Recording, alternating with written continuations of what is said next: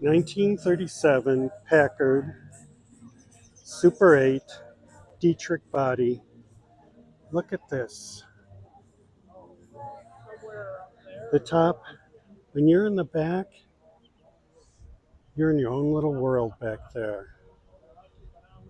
Here it is for the driver, and I'm going to come around and show you that in a minute. See, it's a Dietrich.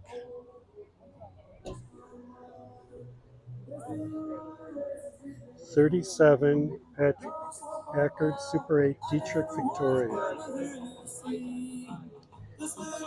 Let's look at the engine. Classic Packard straight 8, smooth and powerful. It's a big engine. Let's look over here in the view for the driver. We've got wood details.